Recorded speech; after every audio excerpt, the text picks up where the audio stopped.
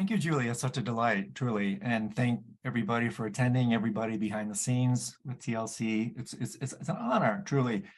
And to join such an esteemed panel of presenters over these last months and years, it's really, I'm humbled, I'm honored to spend this time with you. So I can't wait to share what is really one of the great passions of my life, which is the exploration of the end of life. Bardo principle. Bardo is a Tibetan word. Many of you may know it. Means gap, transitional process in between. And sometimes a lot of, people will say to me like, whoa, you're a little bit twisted here, dude. How can you get so jazzed about death and the end of life? Well, those of you who roll in this world, and I'll try to show you more with what I'm going to communicate today, that the end of life is in a magnificent way to concentrate the way we live. And I'm so excited about this material because fundamentally it's real. I mean, we're talking about truth. We're talking about the essence. The Tibetan word is nyingtig, like the singularity, the big bang, the big crunch, that from which everything arises, that to which everything returns. And as you probably know, and if you won't, I'll try to convey this to you, it truly is like all the Dharma is packed into these Bardo teachings. There's so much here. I mean, I've been studying and practicing this stuff for decades, and it's like an iterative fractal, right? The deeper you go, the more you see. There's just more and more and more depth. And as I'll try to convey to you today, these Bardo teachings are completely applicable to the way we live our lives, because Bardo principles, yes, they're archetypally represented in the 3 death Bardos, but a sensitive reading of the Tibetan Book of the Dead and these teachings altogether will show you for sure that this stuff is just as much about life. We're always cycling through these Bardos. And so that also gives it just so much traction. What I playfully refer to as stealth help. There's more going on here than meets the untamed, untrained eye. So for me, in my languaging, it's really, this is one of the greatest gifts I've ever been given, these Bardo teachings. I think arguably it's one of the greatest gifts to humanity. It's really a gift in ugly wrapping paper, right? Because people don't want to relate to this stuff. But if we can unwrap these teachings, fundamentally, we realize these gifts. We realize the wealth contained within. And so for me, I'll share so much of what else this has done for me. This body of teachings has removed all fear of death. And it has done so in a way that Marie Curie, right? The only person that I know of that won 2 Nobel Prizes in physics and chemistry. She said so beautifully, nothing in life is to be feared. It is only to be understood. That's why we fear death, because we just don't know. We're always afraid of what we don't know. Fear is a product of ignorance. And so the charter of these teachings is to bring these unconscious processes, the forces of the dark side, into the light of consciousness, fundamentally transforming obstacle into opportunity. So we fear it because we don't understand it. We don't know. We don't realize that armed with the right view, precisely what I'm going to try to do in my time with you today, we actually have everything to look forward to. Said in the Buddhist tradition that there are 3 levels of practitioner when it comes to the end of life. The highest level of practitioner actually looks forward to the transitional process, not in a kind of weird masochistic suicidal way, but because they realize there are more opportunities for psychospiritual development at the end of life and during life because of the fluidity, the emptiness, which we'll be talking about. Middling level of practitioner has absolutely no fear because, again, they understand. They have a really profound, both in terms of the teachings, what's called inferential direct valid cognition, they understand through the teachings, and then most importantly, yogic direct valid cognition. They know through their meditations, they know that they can prepare for this. And then the lowest of the highest 3 levels has absolutely no regrets because they've lived their lives with fearless gusto. And so at the moment of life, at the moment of the transition, at the end of life, there's absolutely no regrets. There's no looking back. But I love what Rumi says about death. He goes, death is our wedding with eternity. So I suppose in a playful way, let me use my time with you as a kind of proposal, right? From the wisdom tradition, from Buddhism, an invitation to unite with eternity. And just like any proposal, it's up to you whether or not you accept it. And that's really very potent around these things. His Holiness Dalai Lama always says this. The Buddha allegedly, in the Parinirvana Sutra, says these sorts of things. Don't take these teachings at face value. Test them against your own experience. Work out your own salvation with diligence. The Dalai Lama always says, I love this with his humility. If you find what I say useful, take it to heart. If you don't, throw it out the window. And so for me, it's very interesting. In Western representations of death, we have from the Middle Ages, right, the Grim Reaper. Very interesting representation for me, because if you look at the etymology, the word origin of reap, it has two fundamental meanings. One is to cut. You know, he holds a scythe, right? Scary dude holding a scythe. And basically, the first part of reap is to cut, to remove, to trim. And when I look at this, it's like the deepest levels, what this could represent is the cutting away of deception, illusion, fake news. That's fundamentally what happens when we die. Everything fake is revealed. That's why I mentioned at the outset, I love this stuff because it's about reality. It's true. So we trim, cut. This is what happens as we age. It happens more in a heightened way, and what are called the 8 stages of the dissolution process. And then that cutting and chipping away, the via negativa, the apophatic way, it fundamentally reveals then the second definition of reap, which is to score, to win, to harvest, to gather. And so this is really beautiful to me, that fundamentally, this is a time of great harvest. This is where we can harvest our experience, our understanding, and quite literally take advantage of a once in a lifetime opportunity. So that's our aspiration for today. And to show you how central this is, in my estimation, to the Buddhist tradition altogether, when the Buddha sat underneath a Bodhi tree some 2,600 years ago, and I've had the great good fortune to spend quite a bit of time underneath the Bodhi tree, literally meditating. Honestly, it was his contemplation of death, what came to be called the supreme contemplation, that led to his awakening. You know, it said, I can't remember which this comes from, but of all footprints, the footprint of the elephant is the deepest and most supreme. Of all contemplations, the contemplations on impermanence and death are the deepest and most supreme. And so in a very real way, what the Buddha did when he sat underneath the Bodhi tree, he, in a kind of 12-step detox process, which this is where this particular image comes into play. I'm going to say quite a bit about this, what's called Bhava Chakra, the wheel of life tanka. Fundamentally, what he did was he started at the end with this thing called death. That's the 12th Nidana, way up here. He started with this thing called death, and in a kind of a 12-step detox process, known as the 12 Nidanas, the 12 links of dependent origination. Parenthetically, by the way, this is the intellectual content of enlightenment, this thing. When I've been to Tibet, they will roll out this tanka the size of a football field. Literally, I'm not exaggerating. And they roll it down these hillsides, and then the lamas, the rinpoches, will literally for months unpack how much is here. This is what the Buddha really discovered the night of his awakening, that led, in fact, to his awakening. So he worked his way back in a kind of 12-step process. He worked his way back to that which causes death. Depicted here, as we'll see, we're going to have a lot to say about her, the blind grandmother, the first link, which represents ignorance. And so again, there's so much to say here. I'm going to pack some of this as we go through the presentation today. But for starters, the entity, the demon that holds the wheel of life, his name is Yama, the Lord of Death. And again, more to say about him later. For now, the key is this kind of discovery process, linking back, cutting back, again, cutting back, removing, cutting back, removing, cutting back through deception, through all the laws of causality, karma, fundamentally returning to that which causes death. Ignorance. Death is a product of ignorance. Again, we're afraid of what we don't know.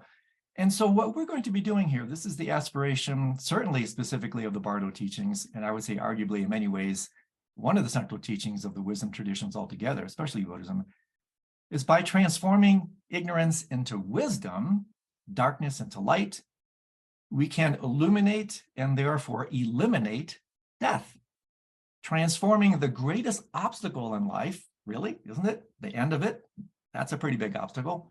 transforming the greatest obstacle in life into the greatest opportunity, the single greatest opportunity we have if we're prepared for enlightenment. So this gives real traction to the notion of right view, the first of the Eightfold Factors that the Buddha articulated, and arguably the most important one. And so it's this right view, this kind of laser-like penetrating X-ray vision that allows us to penetrate through the darkness of ignorance, where darkness is a code, is code word, code language for ignorance. And again, to replace that darkness with the light of awareness, which replaces, this is where it gets so beautiful, replaces the blind grandmother, worn out from giving endless birth to the progeny of samsara, replace the blind grandmother with a little bit of show and tell today, right? With the sighted mother of all the Buddhas, Prajna Paramita, the mother of your own awakened mind, the matrix of reality. This is the lap of the primordial mother to which you're going to return at the moment of death.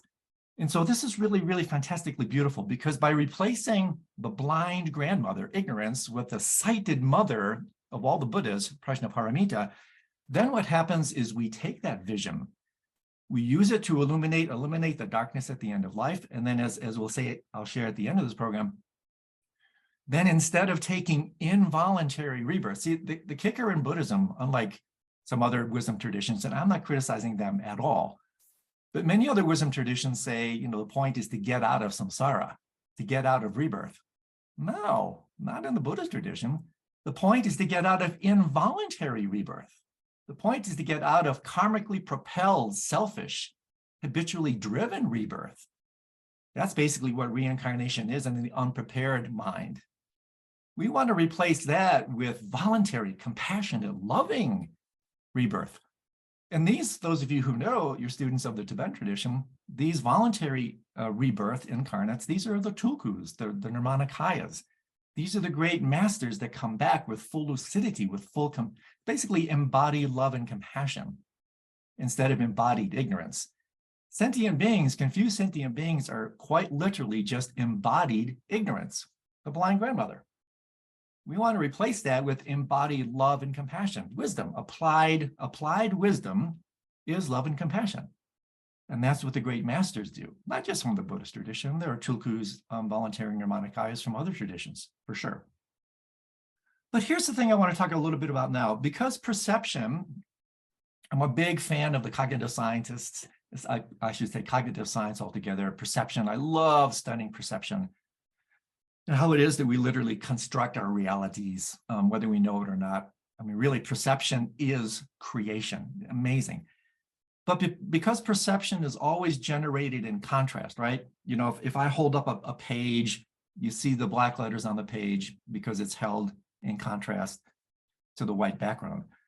So in order to better understand right view, I find it very helpful to very briefly talk about wrong view. And basically, this is relatively easy to say because it's just so ubiquitous. It's the paradigm of not just the West, but most of the world. The wrong view is the materialistic view, right? The degraded, reductionist view where mind equals brain, it doesn't. And everything we are, in the words of my dear friend Ken Wilber, I love the way he says this, basically mind consciousness is just the result of frisky dirt. What a great line, right? Everything is just the result of frisky dirt. Get enough material together, promissory materialism. Oh, don't worry, we haven't figured it out yet, but we will. No way. There's absolutely no way. It's called the hard problem in consciousness. You will never solve this problem. No way. Consciousness does not arise from matter. Matter arises from consciousness. It's completely backwards. And so with this wrong view, and again, this is so important because whether you know it or not, you have a view. Even if you don't have a view, that's still a view. And so deep in our unconscious mind, we hold these views. It's not our fault. We're raised in this culture. Honestly, up until age 7, we're fundamentally in theta waves. We're basically, this is no exaggeration. The neuroscientists will tell you this. Up until about age 7, we're basically in a hypnotizable state. No exaggeration. Hypnotists take you down to theta. From basically 0 to 7, delta and then theta, this is no exaggeration. We are being hypnotized by our families of origin, our culture, our society. And fundamentally, this is what it means to be asleep, running on automatic ignorance. We're automatons. And so fundamentally, this view is just inculcated from the high priest of materialistic science. We buy this view. And it's summarized so beautifully. Again, there's so many great one-liners around this. The wonderful historian Arnold Toynbee once said, this is beautiful, about death, wrong view around death, where he says, death is un-American. Why? Because defeat is un-American, right? I mean, that's just beautiful. Or even better yet, and I love this guy, Jack LaLanne, you know, like when I was a kid, Jack LaLanne was, I used to watch him on Saturdays. He'd be pumping out, you know, he'd be doing his weightlifting thing and doing like 1,000 push-ups. And just as a sidebar here, you know, because I am a bit of a fitness freak, and I have to chuckle with this, because like every time I go to the gym, you know, I'm sitting there, I'm doing like my push-ups or whatever, or going for a run. I'm not kidding. I will chuckle and I'll say, no, I'll remind myself, health is just the slowest way to die. Right? Health is just the slowest way to die. Hey, we're just basically moving deck chairs on the Titanic, right? No one's going to get out of this alive. And you can run and wail and rage against the darkness of the light, or you can understand the nature of mind and reality and realize this is celebratory. You have so much to look forward to if you just understand what the heck is going on here. So anyway, Jack LaLanne said so beautifully, this is so great. I can't die. It would wreck my image, right? I mean, like, how beautiful is that? So I'm there, I'm pumping away, it's like, here I am. I'm just, health is just the slowest way to die. Hey, I want to live long so I can learn, practice, study the Dharma, maybe share a couple of things I've learned along the way. So one of my favorite summary statements of wrong view, famously articulated by the poet Dylan Thomas, who I really love, you know this poem. Do not go gentle into that good night. Old age should burn and rave at close of day. Rage, rage against the dying of the light. Wow, well, there's a view. That's pretty depressing, right? Well, we burn, rave, and rage because we don't know. We don't realize that the night is good and that the light is not dying. So my charter, and the charter of the Bardo teachings, is to counter this wrong view with the right view, which to me is so beautifully countered with this line by the Bengali poet Rabindranath Tagore. Death is not extinguishing the light. It is only putting out the lamp because dawn has come. Let me say that again. That is so powerful. Death is not extinguishing the light. It is only putting out the lamp because dawn has come. Amazing. But here, again, here's the kicker. Dawn only comes for those who wake up early enough in life to see it, right? Those like us who bother to study and practice, not just study, practice death while they're still alive. So this is really important. Death, if you're prepared, and that's the kicker, if you're not prepared, maybe not so great, because fundamentally reality is pointed out at the end of life, and the unprepared, untamed, untrained mind, instead of expanding and opening, as we'll talk about, as what I refer to as the grand opening, that's all that death is, as we'll see, we contract. So dawn only comes for those who wake up early enough in life to see it. That'd be us. Contemplate, reflect, really get this stuff into your system. And so the genius of the Vajrayana teachings, the Tantra, and the Bardo teachings are really situated in the Tantric Vajrayana kind of vehicle. A unique feature of the Vajrayana, as you know, is that you start out at the end. We talk about pointing out transmissions. It's a particular characteristic of what's called the fruitional vehicle, that's the Tantra, as opposed to the causal vehicles, that's the Hinayana, Theravada, and the Mahayana. The Tantra starts out at the end with a kind of a pointing out or a glimpse of the fruitional view, the final goal. And so then the path becomes, this is so beautiful. Houston Smith said this so beautifully. This is really wonderful. The path then becomes one of transforming flashes of illumination into abiding light. I mean, that's genius. That's the path. transform flashes of illumination into abiding light. That's what keeps the light on. And so fundamentally, my favorite summary statement of this from the tradition comes from Gotsangpa. Excuse me, a great Siddha who sang, like Milarepa, he often sang his teachings. And this little verse is from a song called the Seven Delights. And it's so beautiful. This summarizes the whole thing. And then I'm going to unpack it. When it's time to leave this body, this illusionary tangle, don't cause yourself anxiety and grief. The thing that you should train in and clear up for yourself, there's no such thing as dying to be done. There's just clear light, the mother, and child clear light, uniting. When mind forsakes the body, sheer delight. Whoa, now there's a view. When mind forsakes the body, sheer delight. And so briefly, the way this works is so beautiful. It makes so much sense. So here again, here's Mama. This is the Mama of your mind, the Mama of reality, the great mother of Prajnaparamita, the mother of all the Buddhas, right? This is where you're going to return, the archetypal fundamental womb of reality, the mother of your mind, the mother of reality. That's the mother luminosity. What's the child luminosity? That is your level of recognition of this fundamental nature. That's what's pointed out in what's called pointing out transmission. This is where you want to get in this life. You want to get to the point where you at least have a little glimpse of the child luminosity. Because then what happens at the moment of death, where the tantras will tell you this, Padmasambhava tells you this, everything in the bardos is exaggerated, which is good or bad news, depending on the mind you bring into it. At least 7 to 9 times. It's an archetypal number, don't reify it, but everything is exaggerated. And so therefore, Tulku Ujin Rinpoche and so many other great masters, this is the really good news. Because I've often asked of my teachers, okay, how tall does the child have to be, right? Right? How old does the child have to be to recognize its mother? In other words, how long do we have to be able to rest in the nature of mind? And Tulku Ujin Rinpoche, teachers are so cautious about giving like hard numerical things because then that creates metrics. But Tulku Ujin Rinpoche says, and Padmasambhava the same, that he says that the time it takes to wave a Tibetan sleeve 3 times. You've seen those big sleeves, they hang down, they're very beautiful. And when I first heard this, I said, well, for me, it's got to be like, it's got to be really quick wave, right? Well, the bottom line is, it doesn't take that much recognition. Because when all the obscurations are taken away, that's the reaping part, the cutting away of all the fake news, it doesn't take much recognition.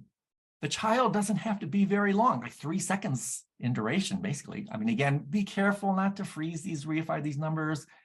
But that's the really good news. This is both a blessing and the curse of the bardos. The fluidity, the emptiness, that's the blessing. It's like Lakar Rinpoche used to say, this is really beautiful, that when you're on earth and you're trying to move a big stump, I can take like 25 people to move a big stump, like really hard work to get it to move. Well, you take that stump and you put it in water, fluid, empty environment, one person can move it. So it is, in fact, this fluidity of the bardos that is both the blessing and the curse. The mystic swims in the same ocean where the psychotic drowns, either Joseph Campbell or R.D. Laing. That quote, I can't track completely where that came from. But the idea is, it doesn't take much. That's why if you're prepared, this is really, really good new stuff, man.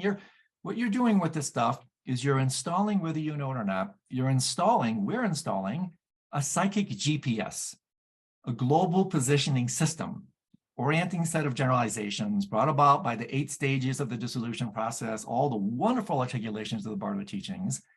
You're downloading this into your system. Mixing metaphors, it's like installing pop-ups. You're installing all these pop-ups in your unconscious mind, whether you know it or not. That's the self-help part. And just like those annoying pop-ups that ping into your phone and computer, ping, same principle, by the way, applies in dream yoga. These pop-ups now, you work with them now, they will work for you then. This is like you're leaving yourself a beautiful gift in the bardos by working with these teachings. Because it's not all junk in the unconscious mind, not at all. there's a lot of divinity and power in the unconscious mind. So mixing, yet the third metaphor, you want to stuff the ballot box. You want to put as many of these pop-ups, right? How many metaphors can I throw in here? Okay, we got a GPS, we got pop-ups, now we got a ballot box. Hey, take your choice. You want to put as much in there as you possibly can, because then guess what? When it all comes up, good habits come up. These teachings will come up, and they will act as a global positioning system to orient you into what is otherwise a bewildering situation. Okay, here's another. This is great. This comes from, this will show you that I will take truth wherever I can get it. So this comes from Dumbledore, right? I don't care who says it. If somebody speaks the truth, I'm going to listen. To the well-organized mind, death is but the next great adventure. Wow.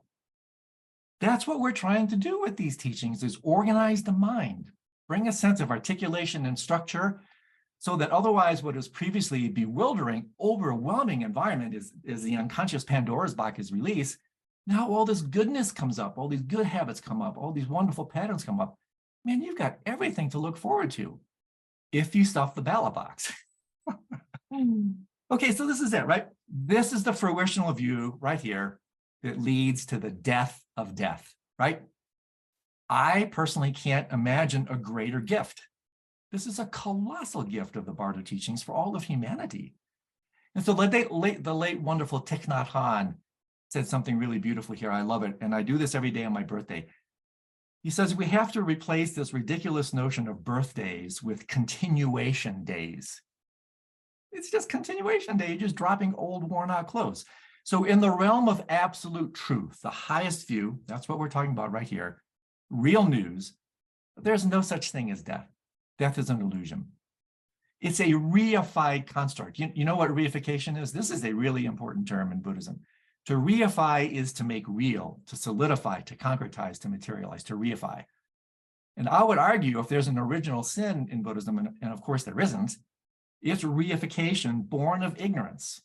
I mean, reification is applied ignorance, thinking that something solid, lasting, independent, real.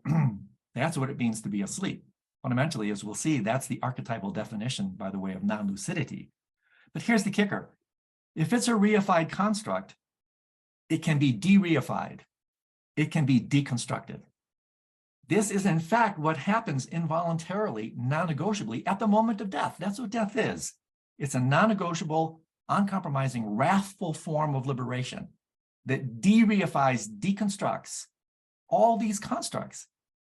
I mean, space is a construct. The physicists will tell you this. Time is a construct. Causality is a construct. This stuff is all made up. And because it is a reified construct, it can be de-reified and deconstructed. This is what's going to happen involuntarily at the moment of death. But hey, guess what? We can de-reify, deconstruct now. The demolition derby that is real Dharma, right? Right? Death in slow motion. So really, this is it. This is the great, and to me, this is the great gift of the Bardo teachings, to discover that which cannot die because it was never born. Let me say that again. To discover that which cannot die because it was never born. To discover, to literally discover, unpack, what the Buddha did this, we can follow in his footsteps. To discover the innermost part of you, literally called the changeless nature, and therefore it's the deathless nature within you, that does not grow old, that does not get sick, and that does not die. It's impossible. It can't die. This is the truest part of you. This is who you really are, literally called the truth body or Dharmakaya in the Buddhist tradition. This is where you're going. You're going to the truth, real news, Dharmakaya. So playfully, death is only the end if you think the story is about you, right? Death is only the end if you think the story is about you. The you story, this is a really sad story, right? Poorly scripted by the ego, really bad author, with a really pathetic ending. It's called death, right? Well, the Bardo teachings offer a completely new, fresh narrative, one that never ends. Because, as you'll see, I'll try to show you, The story is not about you because there isn't one. This is the harshest, noblest of all truths. This is what's pointed out at the moment of death. This is what death does. It deconstructs the narrative of the self-sense. And so I always think of this. This comes from the Taoist tradition. Wu Wei Wu, I think, said this. This is so great. Why am I so miserable? Because 99% of everything I say and everything I do is for myself. And there isn't one. I mean, like, these lines are just so amazing. So at the level of absolute truth, nothing dies. And I'll be a little bit more articulate about what it is that continues. But we're going to be dancing a little bit, joining heaven and earth, absolute and relative truth, because we don't want to be dismissive of relative truth. We want to acknowledge it, honor it, transcend, but include it, right? And so obviously in the realm of relative reality, the world of form, something obviously does end, and that is form itself and the level of development that is associated with it. In other words, and this is actually important, along with the body or form, right? Along with the body or form that dies, ego dies. Because ego is nothing more than exclusive identification with form. That's what it is. It's an arrested form of development. It's fundamentally evolution under house arrest. And when that arrest is released and the house burns down as we die, hey, guess what? Great opportunities for rapid evolution and progress. Only if you're prepared, right? So this is great. I love this. You know, the Buddhist tradition can't put the fear of the creator principle. There's no God. There are gods, but there's no God in Buddhism. So, we can't put the fear of God into you, but this is wholesome fear. We can put the fear of karma into you. And this is good. This is actually wholesome fear. Let's see if I can remember this. This is what Milarepa sang, right? This is so great. Because you remember this guy? He's like my hero. Here, a little more show and tell. He's on my study. I mean, here he is, right? He's the man. This guy, right? 100,000 songs in Milarepa. So remember him? He killed 37 people or whatever, pretty heavy karmic load. And then when he finally woke up to what he did, he sang this verse, like, in horror of death, I took to the mountains. Contemplating again and again on the uncertainty in the hour of death, I captured the fortress of the deathless, unending nature of mind. Now all fear of death is over and done with. There's another view.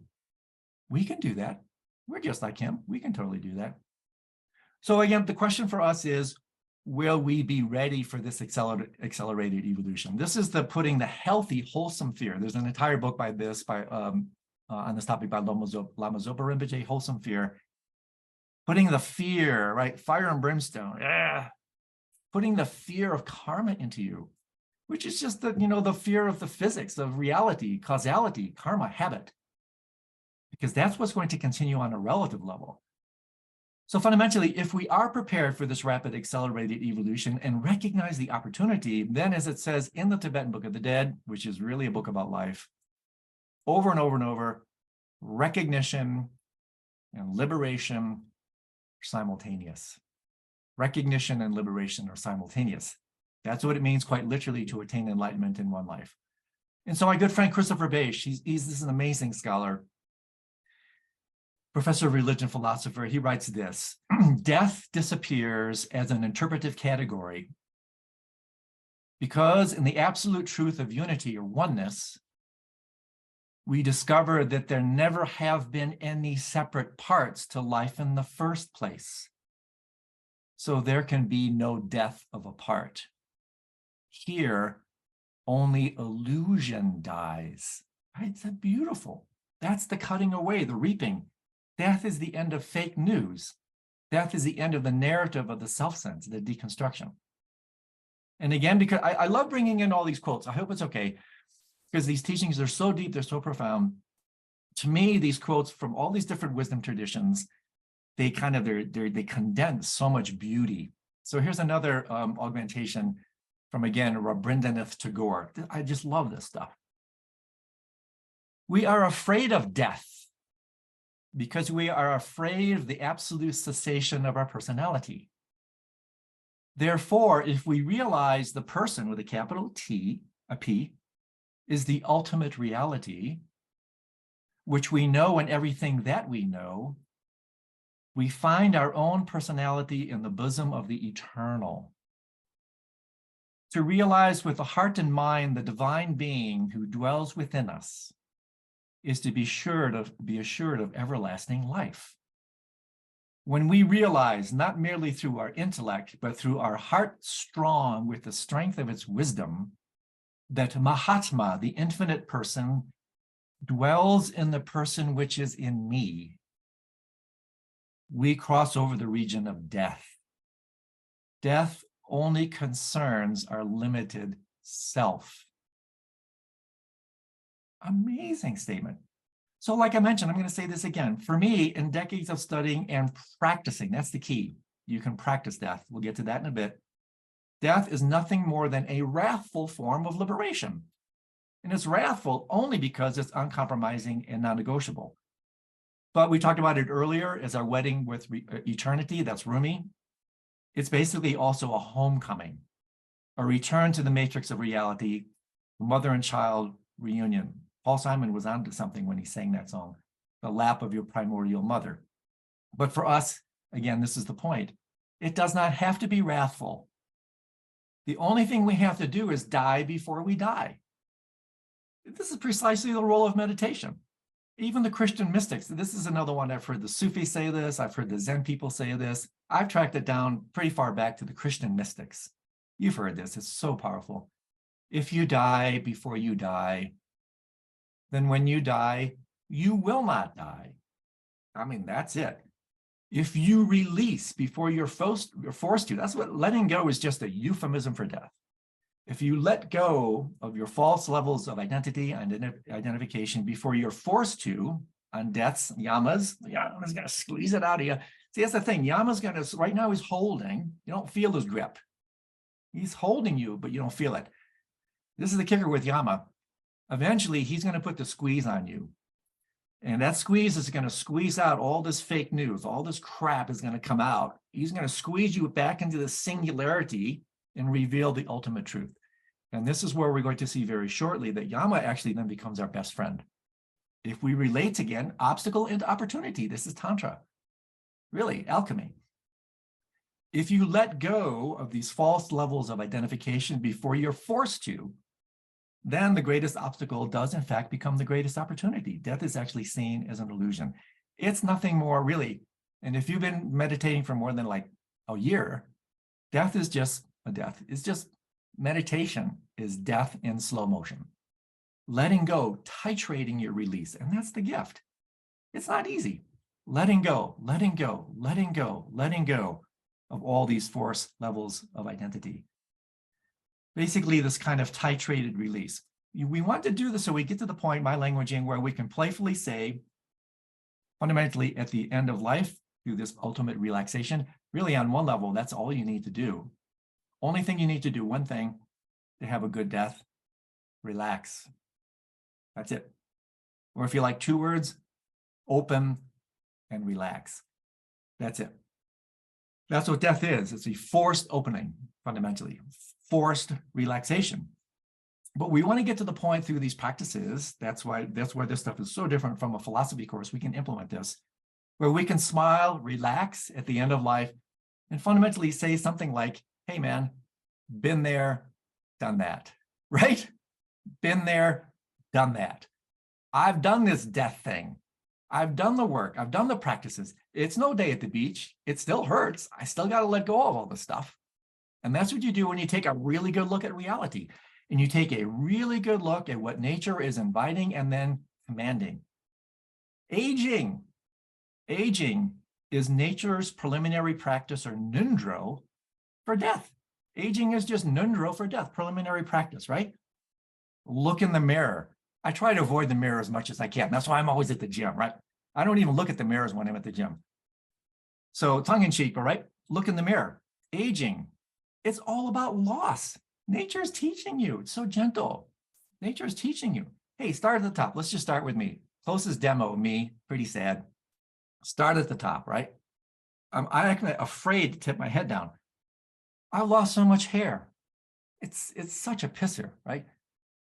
And this is parenthetical. This is actually very interesting. You will suffer in direct proportion to how much you invest in the portfolio of form. If you invest to beautify, cosmeticize, every plasticize, Botox, deny death, good luck at the end of life. You've invested your portfolio, you've invested in the wrong portfolio. That market is going to crash. You want to invest in your immortality retirement account. That's what these teachings are about, because that market will never crash. Okay, so let's start at the top with me. Example A, losing my hair. Right? It's not that bad, is it? Right? Losing my hair, losing my eyesight. I have to have special glasses now to actually look at the computer. My eyesight's not so great. Hearing, not what it used to be, right? Skin tone, muscle density. Teeth are still okay, but I do have some periodontal disease. I haven't lost teeth yet, but I probably will. Losing cognitive function, losing memory, losing muscle. I mean, you name it, loss, letting go. And so if we understand this, instead of raging against the darkness, we start to accept it. Oh my God, this is just nature's nundro. Nature's being very kind to me. Nature's just giving me this preliminary practice to basically fundamentally let go, die, before I'm forced to do so. So again, beautiful quote. I hope these quotes are okay. I love them. Eckhart Tolle. This is really great. The return movement in a person's life, the weakening or dissolution of form, whether through old age, illness, disability, loss, or some kind of personal tragedy, carries great potential for spiritual awakening. The disidentification of consciousness from form. Since death is only an abstract concept to them, most people are totally unprepared for the dissolution of form that awaits them. When it approaches, their shock, incomprehension, despair, and great fear. But what is lost on the level of form is gained on the level of essence. If related to properly, old age or approaching death becomes what it is meant to be, an opening into the realm of spirit. Beautiful.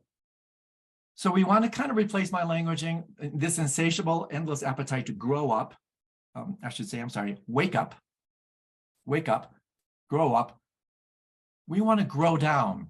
We want to wake down, because that's fundamentally what's happening as we age and die.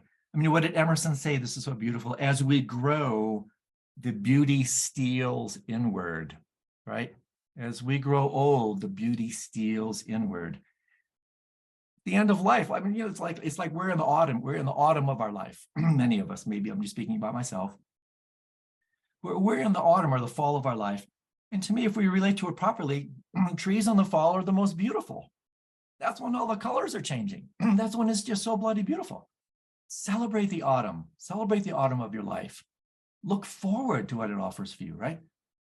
But again, sorry to be the bearer of bad news, so to speak, relative bad news, right? Death and taxes. Here's the small print in the spiritual contract. So, if you have friends who are interested in getting on the spiritual path, I highly recommend that you hire your spiritual attorney. Bring your spiritual attorney when they sign the spiritual contract, because there's a lot of small fine print, asterisks and amendments. You got to be careful. One way or the other, you still have to die. You, meaning ego, this arrested form of development, we have to release our exclusive identification with form. That's what's happening. Ego still has to go. And so the Tibetans, the great gift of the Tibetans is they have so many amazing general practices for doing this. I mean, really almost every practice on one level to prepare for this ultimate release, and a host of very specific practices, including here, bardo yoga, the many forms of pawa or ejection of consciousness practices, completion stage, formless meditations. There's so much to say here. But I want to spend just a few minutes talking to you about my personal set of favorite practices these days, which are the preparatory practices of what I call the nocturnal meditations. This is my languaging for basically 5 meditations. Some of which you may be familiar with these. These are basically, I want to give you a brief tour of 5 meditations that allow you to work with this phenomenology, with this iterative process every single night when you go to sleep. Because whether you know it or not, every single night is a pop quiz for the final exam, that thing. And there's a saying allegedly in Tibet, based on my experiences last night, I can infer I'm going to have a hard time in the bardos tomorrow. Well, we can say based on my experiences last night, I can infer I'm going to have a good experience in the bardo tomorrow. Because each of the 3 phases of sleep connects directly with the 3 bardos. So very briefly for the deeper divers, I don't have time to unpack this, but there are 3 death bardos. First one is the painful bardo of dying. It's only painful because it hurts to let go. If you let go before you have to let go, it doesn't hurt anymore. This is a completely reiterated experience, and what happens every single night when we fall asleep. Falling asleep is a concordant experience, a similitude of the bardo of dying. Dropping into formless sleep, deep dreamless sleep, in Sanskrit, turiya, the 4th. This is a concordant experience of what's called the luminous bardo of dharmata, the formless dimension of your being. Waking up in the dream, we're not waking up, having a dream, that's a concordant experience of the karmic bardo of becoming. And so every single night, whether you know it or not, and Padmasambhava guarantees it. If he says, again, archetypal number, you can attain lucidity in your dreams 7 times. That just means some level of regularity and constancy. You will attain lucidity at the end of life. And in the Buddhist, the Buddhist teachings, they talk about 3 types of dream. The nighttime dream, interestingly enough, also called the double delusion or the example dream. How interesting is that? This is a dream. This is what the Buddha discovered. This is what he woke up to. The Buddha was the ultimate lucid dreamer. He discovered the dreamlike nature of this so-called waking reality. And then really for us, the dream at the end of time, that's the bardo, that's death. And so this is so incredibly important. You can use your experience in lucid dreaming and dream yoga and your proficiency in lucidity as a way to test and prepare for the ultimate dream at the end of time. Because if you don't wake, again, the little fire and brimstone here, this is great. If you don't wake up and take control in a dream, so let's just say you have a nighttime dream, normal non-lucid dream. If you don't wake up and take control of your dream, who does? What does? Your habits, your karma. That's what controls your nighttime dream, your habits. Same thing happens when you die. Trungpa Rinpoche once said this when he was asked, what is it that reincarnates? We'll talk about this shortly. Genius answer, your bad habits. And we'll talk about what the worst habit is. This is genius, your bad habits. So basically, just like in the nighttime dream, if you don't wake up, become lucid too, and take control of the dream at the end of time, the bardo, what takes control? Your karma, your habits. Honestly, on one level, that's what's controlling your life right now. 95% of what you do is dictated by unconscious processes. This is not hyperbolic. This is not an exaggeration. 95%, you think you have free will? No way. 95% of what you do is dictated by these vast unconscious processes. We want to bring those processes, the forces of the dark side, into the light of awareness and then transform them. So let me just tell you briefly what these 5 practices are. Again, this is a massive topic, but I do want to give you some suggestion of like, whoa, there's so much here, right? So the 5 practices, my languaging, my cartography. Number 1, liminal dreaming. Liminal basically means threshold. Space between when you fall asleep, lie down. The space when you fall into bed before you fall asleep. That kind of liminal space, threshold space, not here, not there, not awake asleep. That's liminal. There's a whole set of practices you can do there. Lucid dreaming, classic Western thing. This is where you attain lucidity in the normal non-lucid dream. You wake up to the fact that you're dreaming, you stay in the dream, and you do all these wonderful things. Dream yoga, these are all progressive. They all follow a pattern of transcend but include. Dream yoga transcends but includes lucid dreaming, which transcends but includes liminal dreaming. See, they're more advanced. That's why you can use one for a platform into the next. Dream yoga, principally Eastern contribution, used for purposes of spiritual practice and preparation for death. Honestly, Khenpo Karthar Rinpoche says dream yoga came about principally as a way to prepare to die. Sleep yoga, maintaining lucidity. in deep dreamless sleep. Scientists are actively studying this now. They have people that can do it. And then the fifth nocturnal practice, of course, is bardo yoga. So I wanted to just say a couple of things about this dream archetype, this dream narrative, because I personally have found this very, very helpful, irrespective of all the techniques and things that are a little bit outside of our scope for today. But here's the way I roll with this that really ties into the bardos. Dream is code language for manifestation of mind. And so therefore, by understanding the nature of the dreams, we can understand the nature of mind and the reality that is disclosed by that mind. And therefore, we can better understand the phenomena of death. And so again, I want to read a couple really interesting quotes. This is one of my favorite thinkers these days. If you don't know his work, I highly recommend this guy. He's amazing. Bernardo Castro. He has 2 PhDs, one in computer science and one in philosophy. He's a really smart guy and a wonderful human being. So this is what he talks a little bit about the depth of working with the dream principle, right?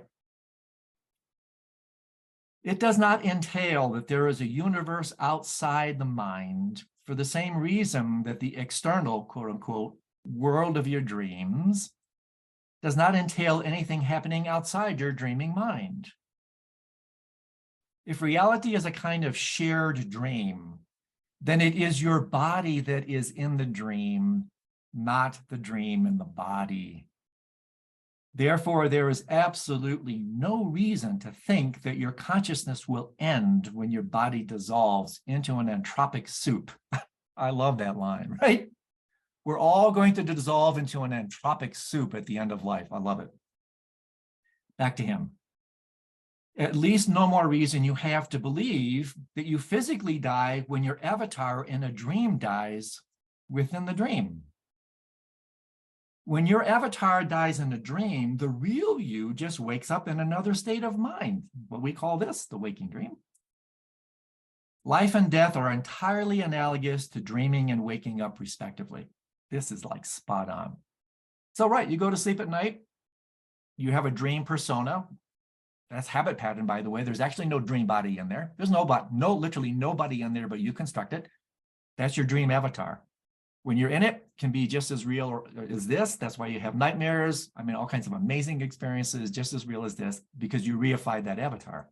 You take yourself to be that avatar. You wake up in the morning, that avatar is dead, man. It's gone. It's left behind. The you that you thought you were in the dream dies, but you don't die. You wake up and you keep going. Completely analogous to what happens when we die. This also, by the way, boy, if I had a quarter for this, I'd be rich. Where do we go when you die? When we die? Well, if dream is code for manifestation of mind, we're always in a dream. It's just like nested dolls, right? We simply transition from one dream to the next. That's fundamentally what happens. You're simply going to transition from one dream into the next. You just haven't realized that this is a dream yet. That's what the Buddha did as the ultimate lucid dreamer. He discovered that this is a dream.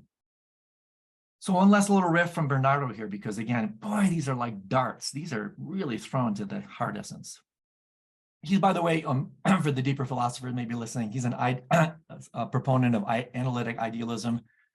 And whether we know it or not, Buddhism is an idealistic tradition. Basically professes the supremacy of the ontological reduction base of mind, heart, spirit, not matter.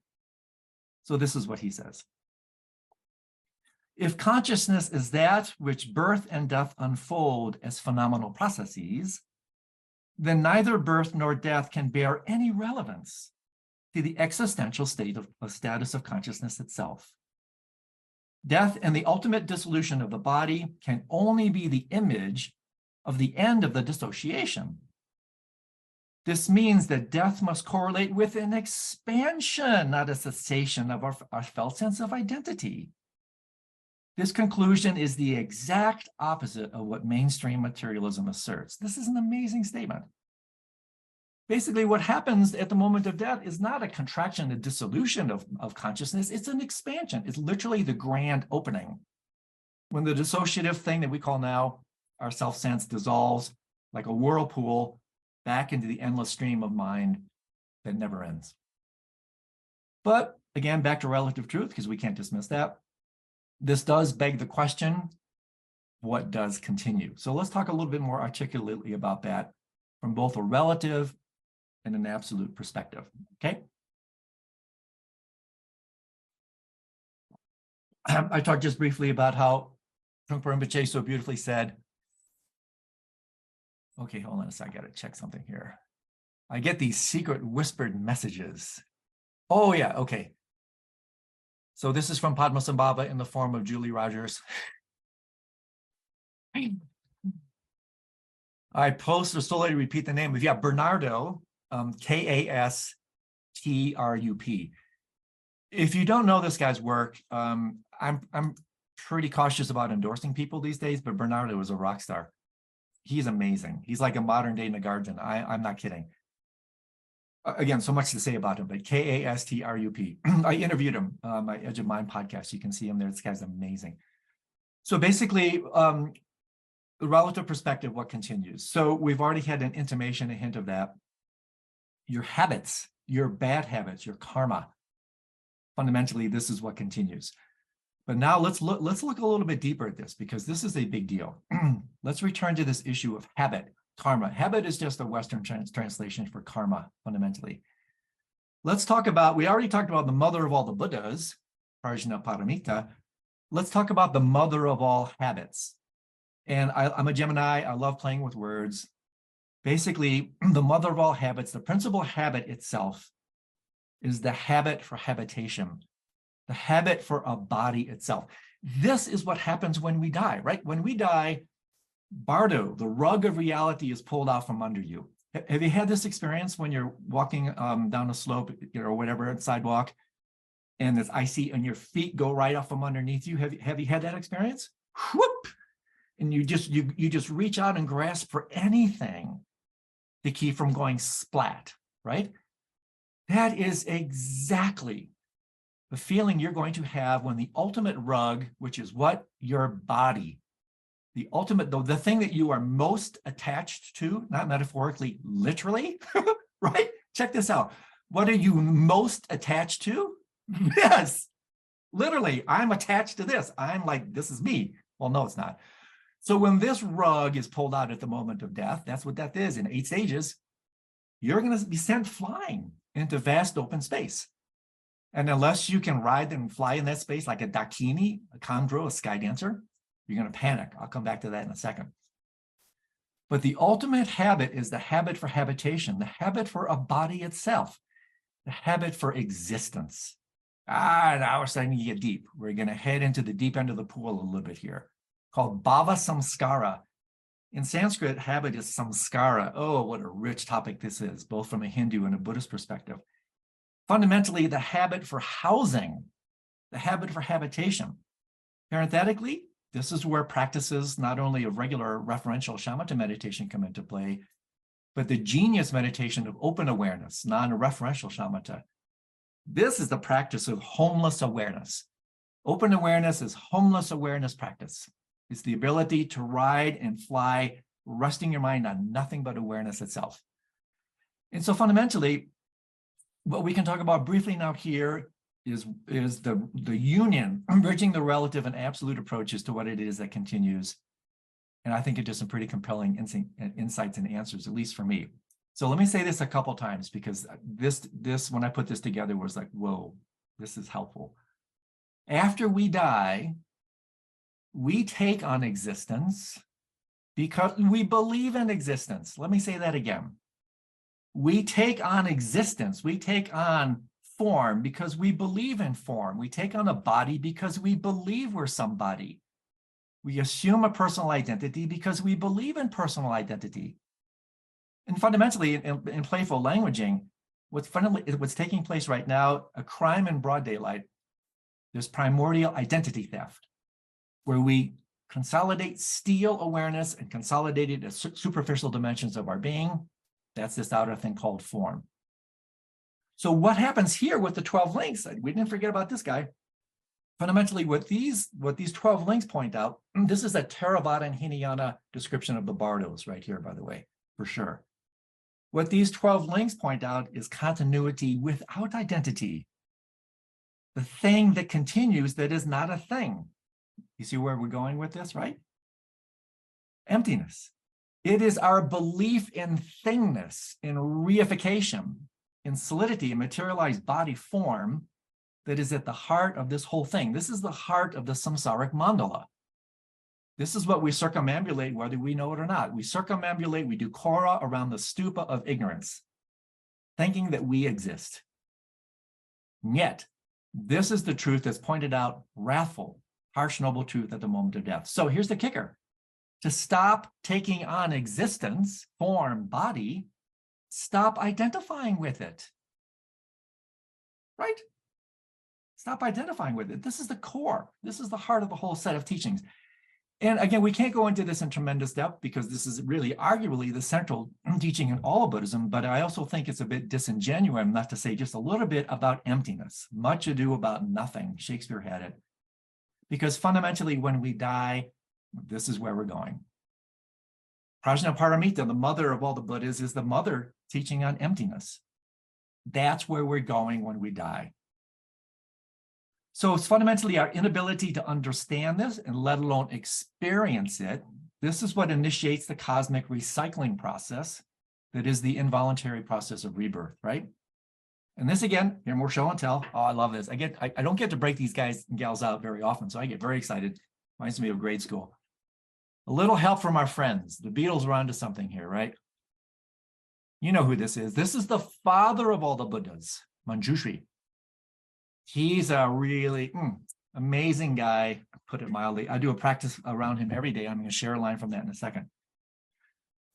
But fundamentally here, Bodhisattva of wisdom is Manjushri, the father of all the Buddhas. He's holding the sword, this double-edged sword, which actually it's like this is like a Jedi. He's actually holding a lightsaber. And so this lightsaber cuts through both the illusion of self and other and illuminates and eliminates this kind of reified sense of self and other. And so here's a beautiful line. I do this practice every day, a very short sadhana puja practice every day for Manjushri. And there's a line here that's so beautiful. It says, in the darkness of frightful existence, all beings are possessed by the duns of ignorance. What an amazing line. In the darkness of frightful existence, all beings are possessed by the demon, the duns of ignorance. And so again, here we saw darkness is a code, another code word, right, for ignorance itself. And so this is where this ties into this. This is so genius to me, right? So here's Yama, the Lord of Death. Guess what the wrathful manifestation of Manjushri is, right? For the deeper divers, what's the name of the wrathful manifestation of Manjushri? Yamantaka. He who brings an end to death, the death destroyer. So fundamentally what this means is that it's uncompromising, wrathful wisdom that not only conquers death, but in a tantric fashion transforms it into enlightenment, right? So fundamentally, this is what we want to do. We want to embody, become Manjushri, have this wisdom, bring the lightsaber into the darkness of ignorance, transform it into the light of wisdom, and therefore take on existence now, not involuntarily, but voluntarily. We don't have time to go through all the nidanas, but this is the role of the second and third nidana. Samskara, the potter. The potter always throws into form whatever is given to it. And so if the potter, second nidana, is actually given ignorance, it's going to throw ignorance into form. That'd be me. That's us. We're fundamentally, if you're a confused sentient being, embodied ignorance. What we want to do is transform that ignorance into wisdom. Then the potter's still at work unconsciously. The potter will then throw wisdom into form. What's that? That's otuku. That's compassion. That's embodied wisdom. That's compassion. That's where we want to go. So if we do not understand that death is a return to the empty nature of our being, let me say that, if we do understand that death is a return to the empty nature of our being, we attain immortality. Here's a little help from the Upanishads. This is the God who is the world worker, the supreme soul, who always dwells in the heart of all men, women. Those who know him through their mind, in the heart that is full of the certainty of knowledge, become immortal. Amazing. So I'm going to try to summarize this in the most succinct, almost playful way. Here's basically, when we die, we literally become no body. This body is gone. Neti, neti, gate, it's gone. We literally become no body, no thing. We're returning fundamentally to emptiness, which is not nothingness. Emptiness is no thingness. And so fundamentally what happens here is if we don't have a proper relationship to this revelation of our true identity, we're going to dissolve into the luminous, empty nature of the mind, the empty matrix of reality. And there's going to be a little thought bubble back here, karmic thought bubble, because we're not familiar with it. The very definition of meditation, by the way, to become familiar with. Something back there is going to say, nope, that's not me. I'm not nobody, damn it. I'm somebody.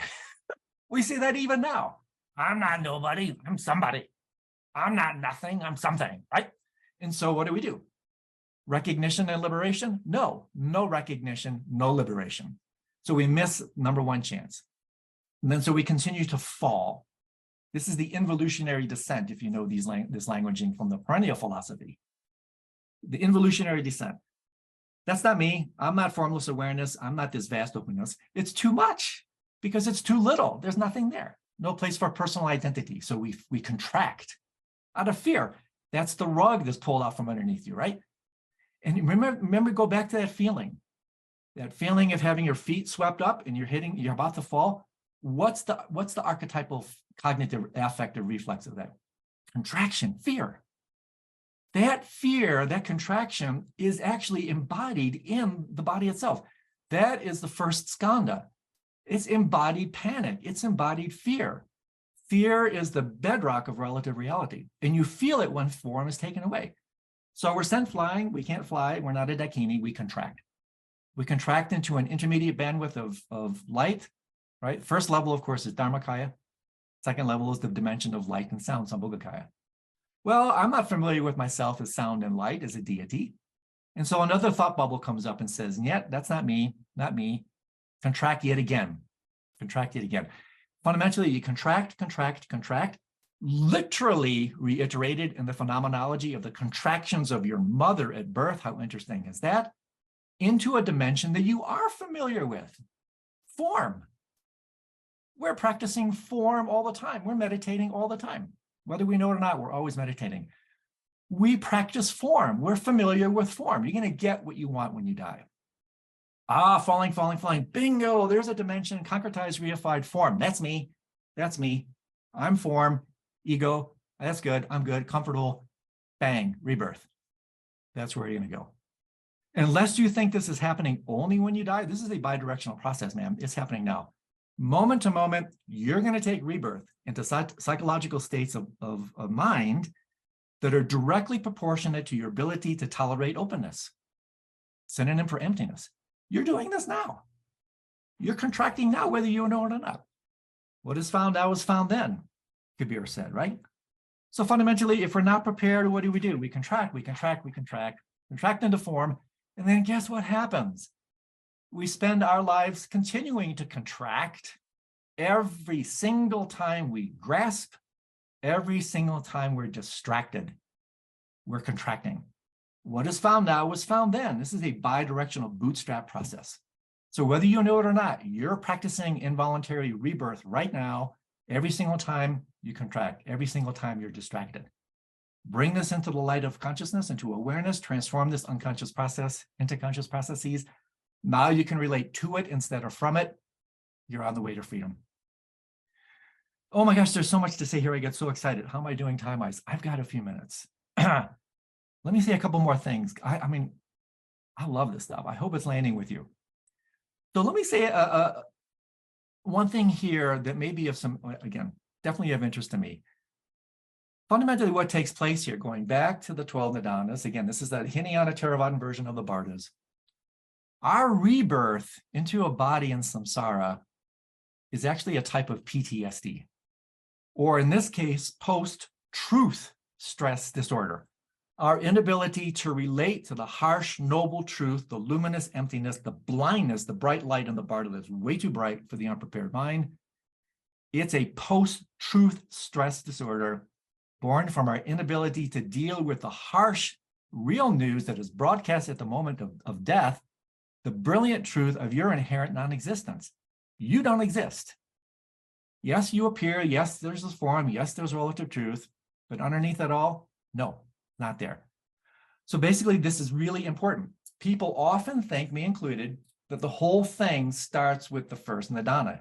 Everything starts with ignorance. Well, not quite. The great gift of the 12 links is that every link is conditioned by the preceding link and conditions the succeeding link. And so I thought about this a lot. I said, okay, well, how does ignorance and death come into play? Well, fundamentally, what happens here is when the harshest, noblest truth of death, emptiness, is revealed, fundamentally in the unprepared mind, that conditions ignorance. It's too bright. That's what stuns us into blindness. That's what creates the blind grandmother. Fundamentally, right? Complete. So this archetype of contraction, again, is repeated. So we get to this point where we can replace the contraction with openness, so that when fundamentally the grand opening of death takes place, instead of being the truth stunning us, we can relax, we can recognize. That's literally enlightenment in one life. Otherwise, the rug that's pulled out, your body's gone. It's so stunning. It's so vast, so open, no place for personal identity. We contract, we ground. And this is how the stunning aspect of death conditions ignorance. See, this is the conditioner that brings about ignorance, and hence the cycling process just continues. This, of course, is where meditation comes back into play. Favorite definition of meditation: habituation to openness. When we see openness as a synonym for emptiness, tantric level, habituation to emptiness. The more we can habituate, become familiar with openness, emptiness, the more we're preparing for the end of life by working with these principles right here and right now. And so we can get to the point when everything's taken apart, instead of saying in fear, contracting, panicking, that's not me. That's not me. When absolute emptiness is revealed, nothingness is revealed, we can actually shout out in joy, yes, that's me. Tat tvam asi in Sanskrit, thou art that, I am that. And therefore, this fundamentally, that's what death is. This grand opening into the domain of the empty nature of your being. If we're familiar with it, if we're prepared doctrinally by these teachings and then the practices that implement them, that then becomes this grand opening that it truly is. So to paraphrase, again, summarize this before I go to the very last thing, I think the timing's going to work out quite okay. We can have some hopefully rich Q&A. So what is it that continues from an absolute perspective? Well, from a relative perspective, we saw that it's our bad habits that continues, our karma. You can talk about the eighth consciousness, depending on the school. There's so many ways to answer this question. But fundamentally, what continues from an absolute perspective? Not nothing, but no thing. The radiant play of openness, luminous emptiness, who you really are, continuity without identity. Or in tantric language, in bardo language, it's called michikta tigle, the indestructible continuum. In Theravada language, it's called chitta santana, the indestructible mind stream. So like I mentioned earlier, the whirlpool, that's what we are right now, a self-referential, localized spinning whirlpool, the self-sense. At the moment of death, that dissolves, that dissociative process dissolves back into the stream. Stream continues, your individual self-sense is gone. And then again, depending on your habit patterns, your ability to go with that flow, to be so open, you can then either voluntarily come back into form, so many metaphors, or if not, you're going to be involuntarily thrown into form, not by some creator principle, but your habits. When you die, you will meet your creator. Samskaras, habits, you will meet your creator when you die. The samskaras, bhava samskara in particular, form. So, this is perfect timing-wise. The very last thing I want to talk about is fear. Oh, one of my favorite topics, right? I love this stuff. There's so much to say that's so cool about fear. But let's, again, what we do with Buddhism, the wisdom traditions, is we look very closely at these things. And so let's take a few minutes. Allow me to talk a little bit about fear in relationship to death. And what is it that we're really afraid of? This completely ties into what I just talked about in terms of emptiness. So in a way, this is the way to summarize the heart essence of what I just talked about, to put a little exclamation point on it. And then in particular, to point out the utter immediacy of these teachings, because again, the great genius of the bardo, yes, we use the archetype of the end of life to talk about bardo principle and all this stuff. It's beautiful, it's brilliant. It absolutely will prepare you for death. But the real genius of these teachings is they prepare you for life, and they show you how the bardo teachings apply right here, right now. They make it more immediate. So I want to propose to you, and again, see if this lands with you, that the real issue is not life versus death. And therefore, the real issue is not our fear of death in the future. The real issue, what's really going on, that's what Buddhism is. Buddhism challenges the tyranny of appearance. Appearance is not in harmony with reality. The real issue is ego versus egolessness, form versus emptiness, existence versus non-existence, being versus nothingness. So here's the kicker. The real issue is the denial, the repression, and the projection of the harsh, noble truth of emptiness. Let me unpack this. This has really helped me understand fear and death and fear of death. In other words, the real issue is not our fear of death in the future, which still holds the noblest of truth, the harshest of the noble truths. That still holds the fear of our non-existent at arm's length. In other words, I can't get any farther away than death, right? That's as far away as I can get this thing. So the real issue is not fear of death in the future, which still holds the fear of death, the fear of our inherent non-existence at arm's length by projecting it as far away as we can possibly get. But the real fear, I would argue, is the fear of our non-existence right now. That's the real fear. The fear that we're already dead. So what we do, this is where Freud, yes, he had a psychology of pathology, but he also, when it came to the powers of the unconscious mind, he basically reintroduced the power of unconsciousness to the Western world. And his teachings on projection are brilliant. We deny and repress the harshest, noblest of all truths, the real news of our inherent emptiness, or egolessness right now. We deny, repress, project as far out into the future as possible. It's the ultimate unconscious procrastination. And I get such a kick out of this. Like we talk about, like death and taxes, right? You can't get away from death and taxes. Well, I thought about this somewhat comically, gallows humor. What is it that we procrastinate more than anything is doing our taxes, right? It's tax season. I just can't stand doing them. I'd rather die. Actually, like, oh, geez, right? So we deny working, death and taxes are inevitable, and we procrastinate working with both, right? I love this. So fundamentally, the ultimate procrastination is, oh, I'll deal with it later. Mañana. I'll deal with this emptiness issue when I die. I'm just going to throw it all the way out there into this convenient refuse heap, right? At the total end of life. And it's completely unfair to death. I'll deal with it later. No. Be a warrior. Do it now. This is inner jihad. This is combat. Do the Dharma combat now. Deal with it now. Die now. Pay your taxes now. Or, I'm a retired doc, stop rescheduling your appointment with reality. Let me say that again. Stop rescheduling your appointment with reality. Stop deferring and delaying your enlightenment. If you're prepared, you will attain enlightenment when you die. Why not attain it now? Hey, sounds good. I'm up for that. Well, guess what? You still have to die. That's the death and taxes part. You still have to pay those taxes, right? So what this means is that our fear of death, check this out.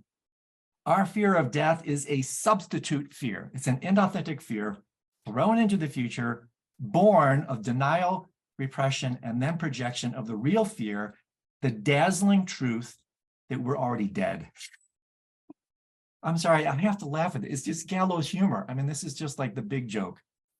We already do not exist. But for the fake news ego, this real news is just way too much and it's way too close, right? So it lives in denial. So I wanted to share with you, I have to pull this from here, this unbelievably point-blank direct quote from the Vidyadhara Trungpa Rinpoche. This is amazing. There is a fundamental state of non-existence. When we talk about emptiness or the non-existence of ego, we are speaking in terms of no ground. So in a final sense, we don't exist. Nobody's experiencing. Experience is just itself. It doesn't have any belongings. The experience also doesn't belong to you or to anybody else. It's just experience, and you choose to label it as yours. But since there is no such thing as you, you don't experience anything. That's the whole point. And then he says this is so great. In fact, you don't attain enlightenment. When you attain enlightenment, there's no you left. Insertion by me. You and enlightenment are antithetical, the contradictions in terms. You can never attain enlightenment. You can only cease to be deluded. Don't try to attain anything. Just open and relax. So you as such cannot attain enlightenment. Back to him. You have to be disillusioned, dissolved, and then the attainment of enlightenment is there. This is exactly what happens when you die. I'm afraid it's rather hopeless. You can't witness the death of your own ego. You can't watch your own funeral. I mean, inevitable. Nobody could riff like this guy, right? So fundamentally in tantric language, right, the truth is just too bright. That's the clear light mind. That's what's revealed. The blazing thermonuclear power, all heaven breaks loose in the luminous bardo dharmata. The truth is too bright, which leads what? To the blindness of the grandmother, the first nidana, which leads to the whole post-truth samsaric disorder. That's what we know as our life. And so fundamentally, what's the exhortation in the Tibetan Book of the Dead? Stay with the bright light. Stay with the truth. That's what the bright light represents, truth. And the brightest, harshest of all lights is the truth of the Dharmakaya, the truth body. You don't exist.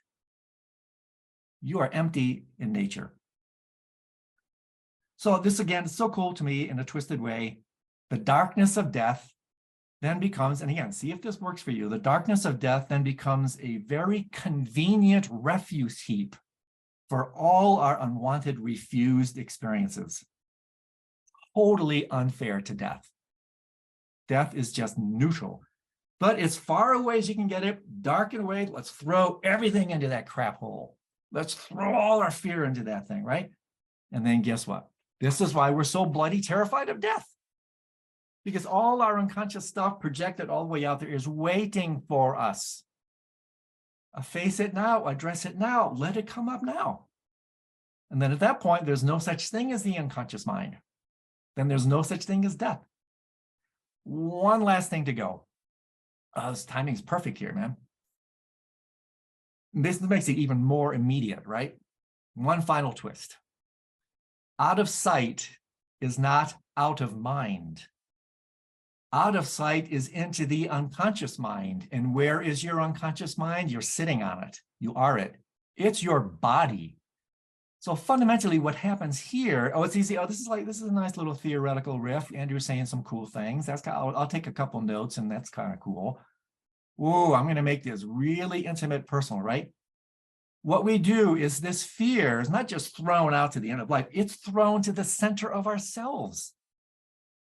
It's thrown into the very center of our being. And this is where it lurks at the center of the samsaric mandala, hiding within the core of this empty nature, and it influences every step we take in our so-called conscious life, right? I want to do one quick exercise with you. Can you guys do this for a second? This is a really revelatory thing. I can't do it because I'm at the computer, but I want you all to stand up. This will take like 1 minute. Turn away from the computer where you can actually walk forward a couple steps, okay? Got it? Good. And now what I want you to do is I want you to take your right hand and stretch it out as far as you can. And imagine that in this right hand, you're holding all your unwanted stuff, your fear of death, all the unconscious crap that you don't want to deal with, right? And what do you want to, crap, man, I want to get this as far away from myself as I can get it, right? So it's like as far out as I can get it, right? There it is, there it is. Really, really heavy, right? All this crap is really heavy, okay? Now what I want you to do is I want you to step forward. Take 3 steps. Ah, this is so cool. Yeah, okay. Nope, that's not the way it works. Come back. Come back. Yet. You didn't realize I spoke Russian, right? Yet. That's not the way it works. You're not stepping forward with it. If you're really doing this right, hold your arm steady. Walk around it like you're walking around a pole. You're not stepping forward. You're circumambulating. You see? This is amazing. You think you're going forward in life, but this is what kara, this is what samsara means, translated as the circlers. You're doing kara, you're circumambulating, in this case, not just your ignorance, but all your fear. You think you're going forward, but you're just walking around in circles. Have you noticed how much of your life is a repetitive circus? Right? So what you're doing here is, oh my gosh, wait a second. If I want to go forward in life, I've got to own up to the stuff. I've got to bring this fear, all the stuff, I've got to bring it back into the center of myself, not project it out there anymore. Only then are you going to be going forward in life. Otherwise, you're just circumambulating the stupa of ignorance and your habitual patterns. This is amazing to me. And so, because fear is the affective expression of ignorance, born of an inability to deal with emptiness, we think we're going forward in life, we're just circling. Not just circling in this life, you're going to circle through this wheel of life. Last little riff on Baba Chakra, and this is what creates samsara, again and again and again, literally identity over and over, again and again and again, until you wake up to the fact like the Buddha did and said, hey, wait a second, man. How do I get off this wheel? Well, the way you get off is you go in. There is no way out. The magic is to discover that there's a way in. So fundamentally, if we don't do that, what is life if we don't do this? It's nothing more than a very protracted and extraordinarily sophisticated avoidance strategy to avoid the truth, the blazing brightest of all noble truths of your inherent non-existence at all costs, your emptiness, the denial of death. Real practitioners own up to it. This is where psychology joins with spirituality. They do this deep, deep inner shadow work. And so fundamentally, a great place to end.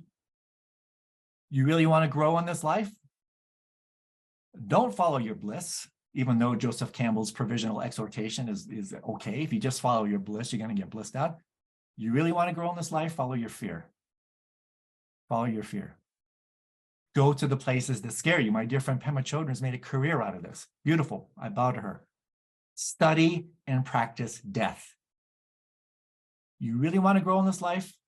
Go to the places that scare you.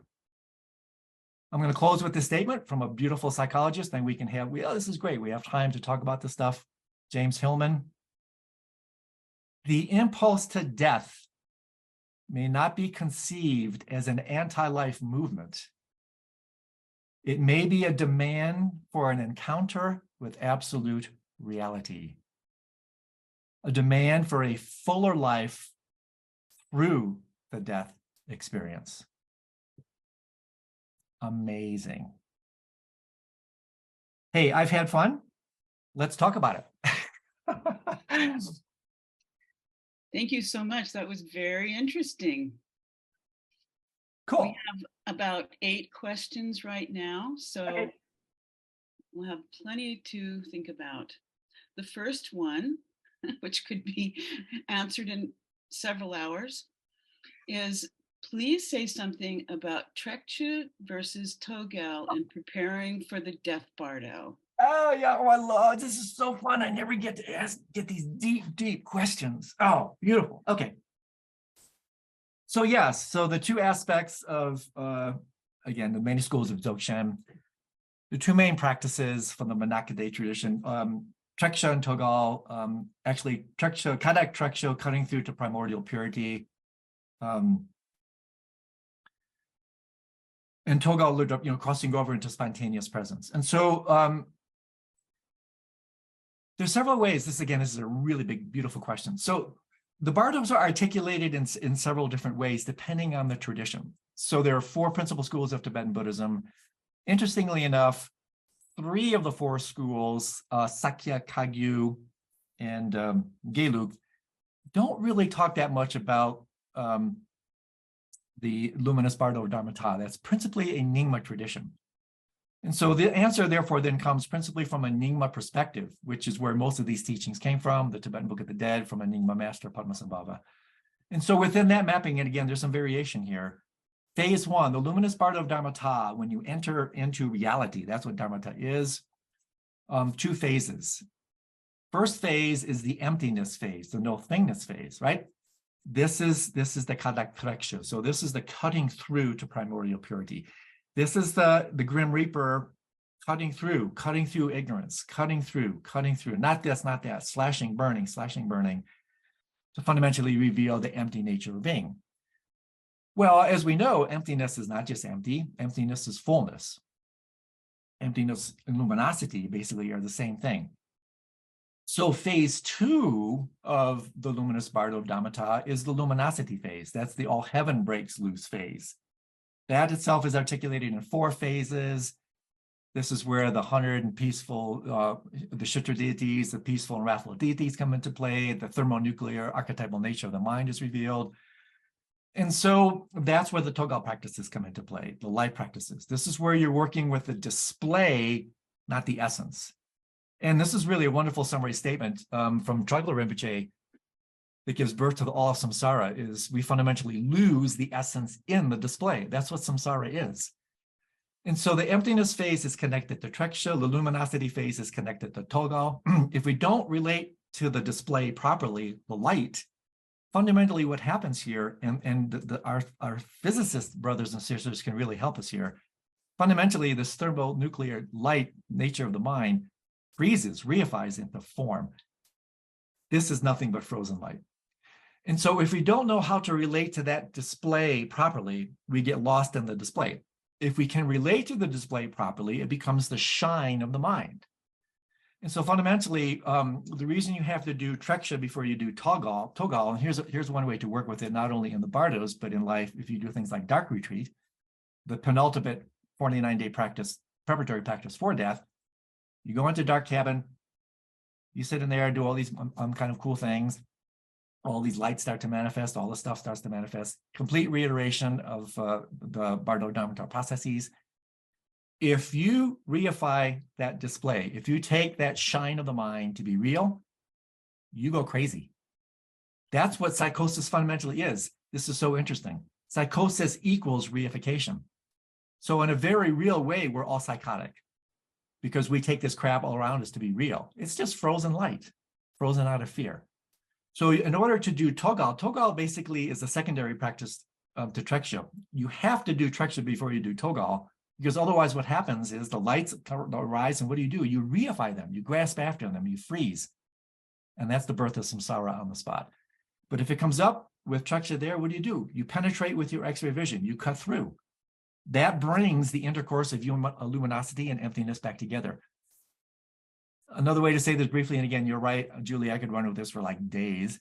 Fundamentally, another way to talk about the birth of samsara is the fundamental divorce, where Samanta Badri jumps off, Samanta Badra jumps off the lap of Samanta Badri.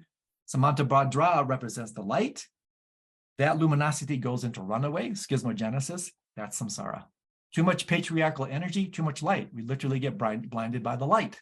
This is the archetypal manifestation of the blindness of the grandmother. You take this to be real. We're blind right now. What we do is we then bring these two back into intercourse with more feminine, enlightened feminine energy, bring the mother back into play. And this is very interesting in terms of Tantra. In terms of Tantra, the female penetrates the male. That's a characteristic of Tantra. So basically, the female penetrates the male, melts the male back into luminous emptiness, form emptiness in Mahayana Sutra language, and then that is the birth of samsara, the birth of nirvana, I should say. So the separation between the two creates samsara, the reintegration of the two reinstates nirvana. And so I am going to pause here because, Lordy, we could go with this for ages, but that's the best I can do with a quick bite bullet response to a really great question. I love this stuff. Thank you. The next question is, can you talk about medically assisted dying? Also, what about being sedated? So much of hospice these days seems to sedate people, even if the person doesn't want that. Yes. Okay, well, let's do the second part first. So if you talk to any palliative care physician, and I work a lot with hospice people and palliative care docs, morphine is a godsend. When you die, you want to die in a middle way stance between, you don't want to be dying in screaming pain. That's going to predispose you to birth in the hell realm. You don't want to die totally doped up with narcotics. That will predispose you to birth in an animal realm. You want to have this kind of titrated, and this is what palliative care physicians are designed to do. A mind that's not too tight, not too loose, where you're aware of what's taking place, you're not totally drugged out, or you're not in too much screeching pain. And so with that, then you can titrate. That's what your advanced directives are all about, which, by the way, parenthetically, advanced directives are a type of sutra poa. Do your advanced directives. It's a type of poa. Sidebar. Fundamentally, at a deeper level, these agents only work at the level of the brain. Brain does not equal mind. Brain is correlative to gross mind.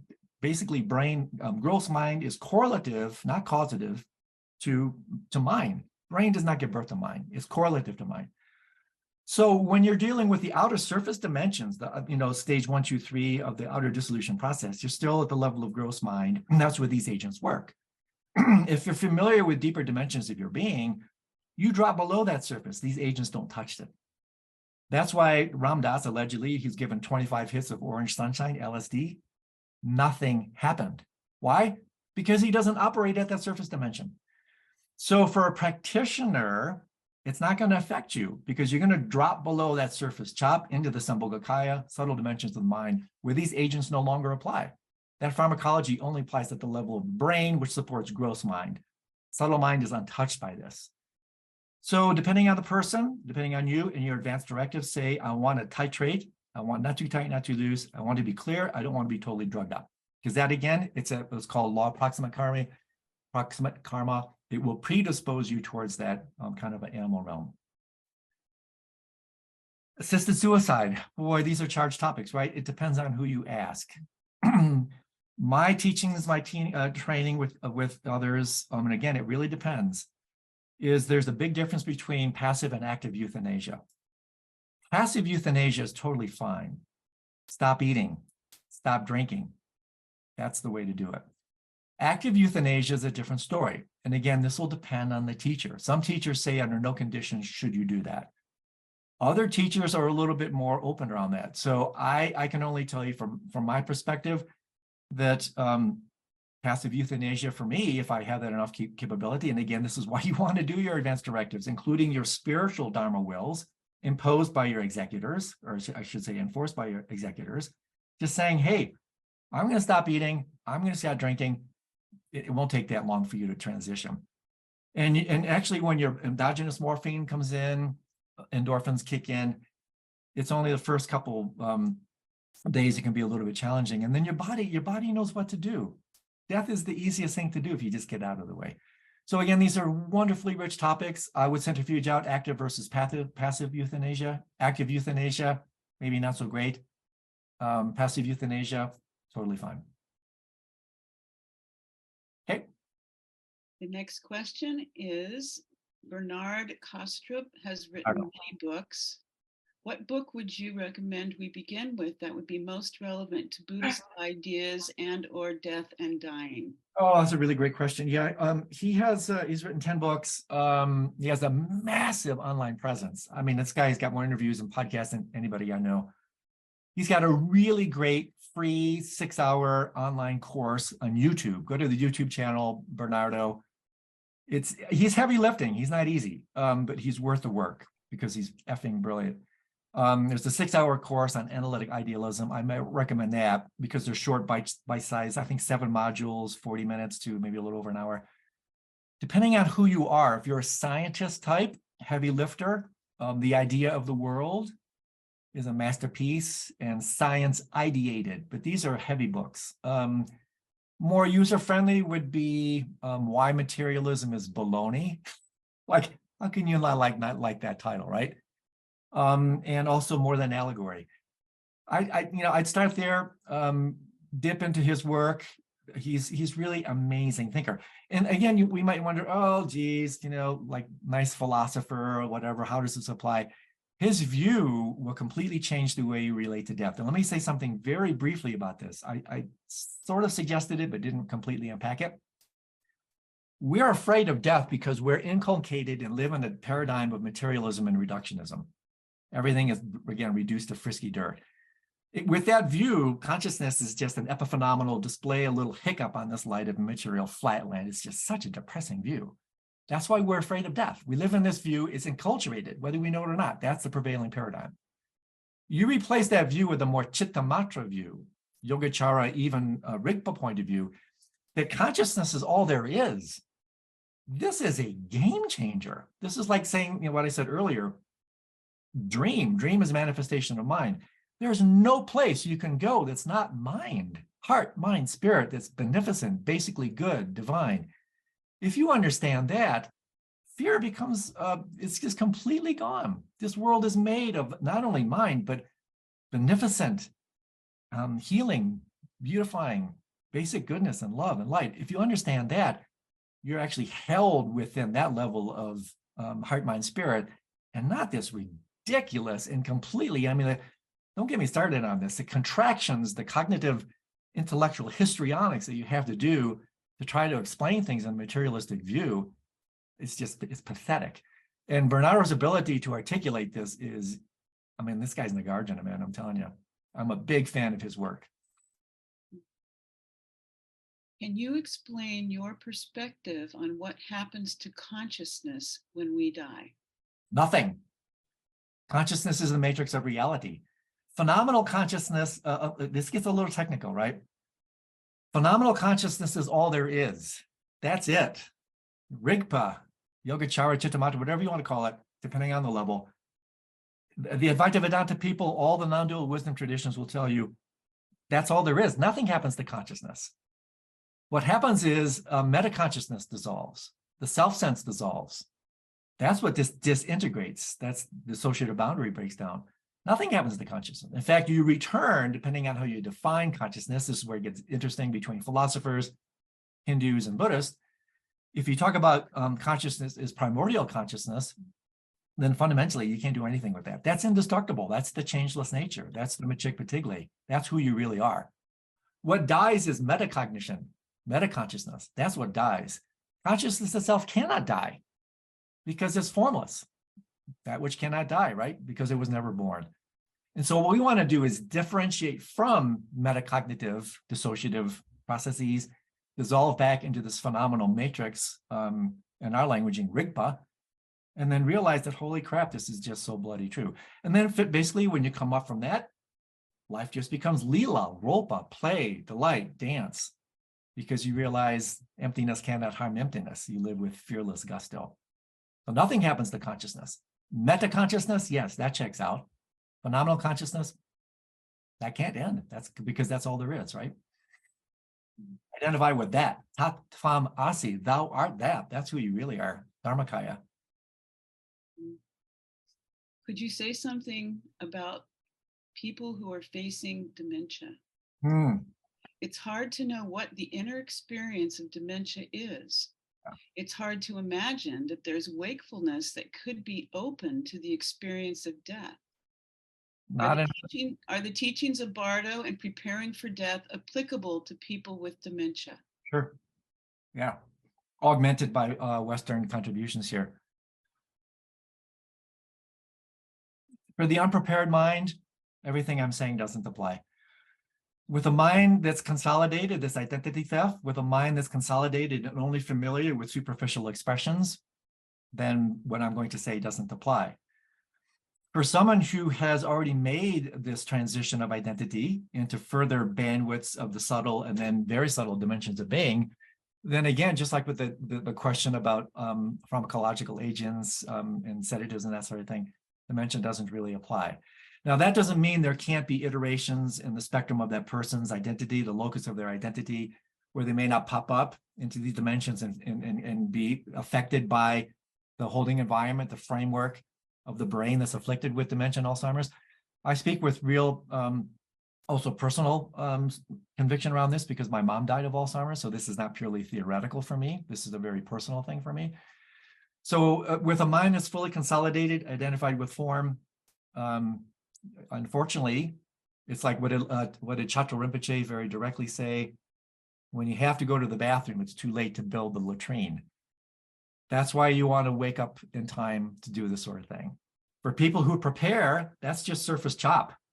I mean, that kind of dementia is just, again, causative of certain degenerative processes in the brain, the Tau proteins and all the stuff that happens with Alzheimer's. That's just outer gross rough consciousness. That's not who you are. You drop below that in these meditations, that's just a surface chop. And you can drop below that, and then you no longer, you look up. It's like, if you ever gone scuba diving, you know what it's like, right?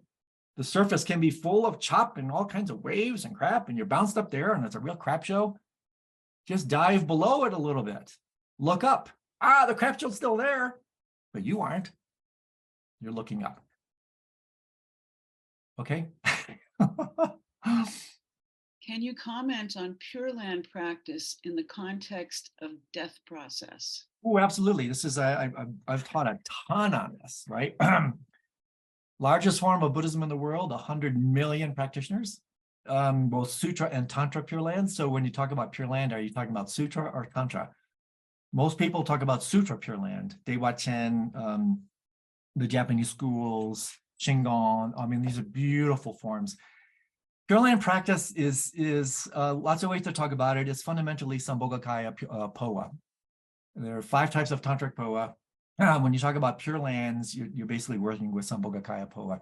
It is a marvelously beautiful, rich tradition. I really recommend you explore it. Again, moment of shameless self-promotion. We've got several programs on my site where I have 2 full weekends on this stuff. For us, oh my gosh, we'll come back, Julie, we'll do a riff on this. Tantra Pure Land. Whoa. Now this is where stuff gets really interesting. Tantra Pure Land. You're in a Pure Land. Dukhavati, you know what Sukhavati is, the Deiwa-chen, the Pure Land of Amitabha. That's where you want to go when you die. Short of attaining full-blown enlightenment, you want to go to Sukhavati. We live in Dukhavati. Sukha is great bliss, dukkha is suffering. We live in Dukhavati. Well, when you go to the Pure Lands, it's like my dear friend, the Jewish mystic Zvi Ish Shalom says so beautifully, the path is perceptual, not actual. Let me say that again. The path is perceptual, not actual. You're not going anywhere. You're just removing the cataracts of confusion. You're already in Deiwa-chen. You're already in a Pure Land. You just have to open the aperture of your awareness and realize, oh my gosh, I'm already in a Pure Land, right? So this is where the teachings of emptiness come back into play. Reification is the ultimate staining. Reification is what creates samsara. De-reification, emptiness, is what brings about nirvana, ultimate Pure Land principle. So again, these are massively beautiful, rich topics because there's so much to run here with. I'm not sure how much more I can go because I want to get the other questions. But all I can tell you is, even though there's no overt kind of Pure Land sector tradition in Tibetan Buddhism, there is a very strong Pure Land orientation. You just have to look underneath it. Padampa Sangye, Machik Labdram, Karmapas. I mean, there's so many people. Chakma Rinpoche, do his aspiration prayer. There is a ton of tantric Pure Land stuff in the Tibetan Buddhist tradition that, in my estimation, is not nearly riffed on enough. So again, such a beautiful, rich topic. But for our purposes, the most important thing is you are in a Pure Land. Even the Christian mystics will tell you this, right? The kingdom of the Father is spread out before us, but men do not see it. We're in a Pure Land. We just need to purify our perception. The path is perceptual, not actual. Okay? I get excited because I have to spew out these answers in relatively short order. So beautiful, rich topic. But in order to get to some other questions, maybe I'll let that go for now. We just have a few more minutes here. Okay. But here we go. Is saying no thing instead of nothing empty or voidness? Is this an implicative negation Is it So not implying, is it implying no, is it implying other qualities of emptiness, and does it have the danger of making it into a thing? it's a non-affirming negation. And so basically, yes, this is where you need to conjoin your understanding of emptiness with the teachings on luminosity. I mean, emptiness is the path of liberation. Luminosity is a path of fullness. And so we have to work with both, because otherwise you get into spiritual bypassing issues. You just think that, oh, my emptiness can handle everything. Yes, theoretically true, but get back to me in a decade and let me know how that's working out. You have to work with both of these. So fundamentally, it's a non-affirming negation. That's what, but also why you have to understand again, the deep, you can't fundamentally separate out emptiness from luminosity. Emptiness really means fullness. Empty of self means full of other. This is where compassion is born, love is born, in our interconnectivity with others. Beautiful thing to riff as we start to close about the importance of these teachings in relation to the environment, to social injustice, to everything that's happening in the world these days. If it's happening out there, it's happening to us. Quantum entanglement will tell you this. We're inextricably interconnected with everything in the universe. And so that's why we have to really understand the luminosity or fullness aspect of these emptiness teachings. Otherwise, you run into a hornet's nest of spiritual bypass concerns. Is meditation the best way to unravel our ego in this life using vipassana and shamatha? For sure. Yeah, for sure. You know, fundamentally, all practices in Buddhism, of which in Vajrayana Tantra, vehicle of skillful means, upayayana, hundreds. I mean, when I did my 3-year retreat, 60, 70, 80 meditations, all the meditations can be subsumed under the rubric of either shamatha or vipassana, all of them. And so therefore, even if you're doing entry-level shamatha quiescence, tranquility, entry-level vipassana insight, laktong, that'll take you all the way. But all these other meditations transcend but include those. So every other practice that I've mentioned can be kind of classified under these two practices. But meditation is really, it's the only way. And by that, what I mean is yes, you can have this. I mean, there's so much going on now with psychedelics, just very briefly, all these amazing augmenting tools, all these ways to point out particular dimensions. They all have particular bandwidths of applicability in my world. But if you want stability, if you want constancy, you've got to work with your mind. You have to work with your heart. And here's the kicker. You're working with it whether you know it or not. You are always working with your mind because there's nothing but mind. Reality is in the nature of mind. Your mind is interacting with that mind. You are always working with your mind. The issue is, are you aware of it? Are you relating to it or from it? Relating from it is no relationship. Relating to it is the path. And so one way or the other, I don't see any other way around it. In order to die before you die, meditation, man, it's the only way. And that's, again, it's a great way to close. That's what makes this riff different. And we didn't really formally articulate it, but that's what makes this stuff different from a university course. You work through the indic tools of the 3 prajna, the 3 wisdom tools: hearing, contemplating, meditating. Ingest, digest, metabolize. It's only through meditation that you leave the map and enter the territory. And that's what makes what we're doing here different from philosophy, psychology, or anything else. That's the genius of the Buddha's teaching, is really the practices. And so fundamentally, great way to close. These teachings provide the map, the diving board. The way to really work with these teachings is not just to study them, but to practice death. Practice death. Let go, let go, let go. It's only when you let go that you can find. Okay?